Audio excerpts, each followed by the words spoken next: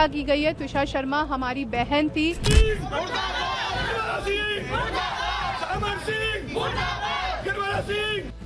Model और actress त्विषा Sharma की मौत के मामले में जांच अब सिर्फ बयानबाजी तक सीमित नहीं है, बल्कि अदालत, सीबीआई, डिजिटल सबूत, कॉल रिकॉर्ड और सीन रिक्रिएशन तक पहुंच चुकी है। आरोपी पति समर सिंह अब सीबीआई रिमांड पर है।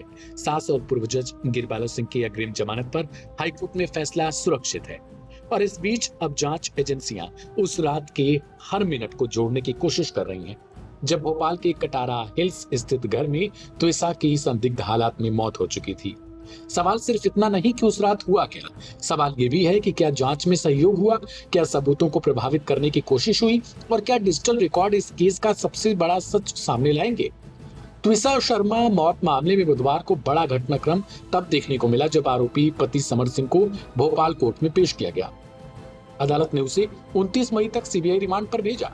रिमांड मिलने के बाद जांच एजेंसी समर को सीधे उसके घर पर ले गई, जहां 12 मई की रात त्विषा की संदिग्ध परिस्थितियों में मौत हो गई थी, जहां सीन रिक्रिएशन कराया गया, यानी उस रात की घटनाओं को दोबारा समझने की कोशिश हुई ताकि बयानों और सबूतों के बीच के अंतर सामने आ सके। दूसरी तरफ मध्य प्रदेश हाईकोर्ट में पूर्व जिला जज और त्विषा की सास गिरिबाला सिंह की अग्रिम जमानत रद्द करने की मांग पर सुनवाई हुई। अदालत ने सभी पक्षों की दलीलें सुनने के बाद फैसला सुरक्षित रखा। साथ ही अब सीबीआई को भी पक्षकार बनाया, यानी आगे की सुनवाई में जांच एजेंसी की भूमिका और महत्वपूर्ण हो जाएगी। सरकार की ओर से पेश महाधिवक्ता ने अदालत में कहा कि जमानत की शर्तों का गंभीर उल्लंघन हुआ। उनका दावा था कि आरोपी पक्ष को कई बार नोटिस भेजे गए लेकिन सहयोग नहीं मिला। यहाँ तक कि नोटिस लेने से भी इनकार किया गया और बाद में व्हाट्सएप के जरिए संपर्क करना पड़ा। सरकार का आरोप है कि आरोपी सार्वजनिक मंचों पर सक्रिय रहे, प्रेस कॉन्फ्रेंस करते रहे लेकिन जांच में सहयोग नहीं किया। सरकार ने अदालत में 5 बड़े तर्क रखे। पहला, आरोपी ने जांच में सहयोग नहीं किया। दूसरा, गंभीर एफआईआर के बाद बहुत कम समय में अग्रिम जमानत मिल गई। तीसरा, आरोपी का रवैया जांच से बचने वाला था। चौथा, मीडिया के सामने बयान दिए गए लेकिन जांच एजेंसी को पूरा सहयोग नहीं मिला।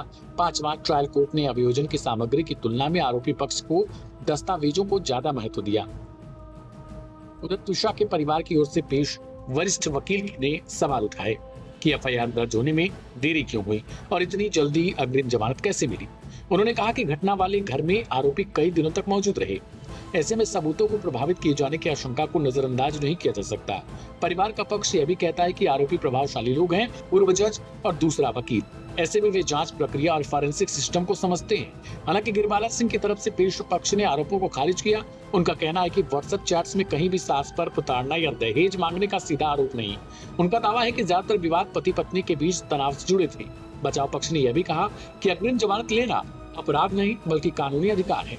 अब जांच का सबसे अहम हिस्सा डिजिटल सबूत बनता है। एसआईटी और सीबीआई दोनों ने कॉल डिटेल रिकॉर्ड यानी सीडीआर, मोबाइल लोकेशन और टावर डेटा सुरक्षित रखने की प्रक्रिया शुरू की है। रिपोर्ट्स के मुताबिक परिवार ने दावा किया कि मौत के कुछ ही घंटों में कई नंबरों पर कॉल किए गए, जिनमें कथित तौर पर प्रभावशाली लोगों के नंबर भी शामिल थे। हालांकि इन दावों की जांच अभी जारी है। सीबीआई अभी यह भी देखेगी कि घटना के बाद किन लोगों से संपर्क हुआ, किस समय कॉल किए गए और क्या डिजिटल डेटा घटनाक्रम से मेल खाता है। यही वजह है कि टेलीकॉम कंपनियों को 12 से 20 मई तक की कॉल डिटेल सुरक्षित रखने के पत्र भेजे गए हैं। अब इस पूरे मामले में सुप्रीम कोर्ट भी स्वतः संज्ञान लेकर सुनवाई कर चुका है। चीफ जस्टिस सूर्यकांत ने कहा था कि मीडिया को दोनों पक्षों के बयानों के पीछे भागने से बचना चाहिए और निष्पक्ष जांच सुनिश्चित होनी चाहिए। अदालत ने यह भी कहा था कि न्यायपालिका की निष्पक्षता पर सवाल उठना दुखद है।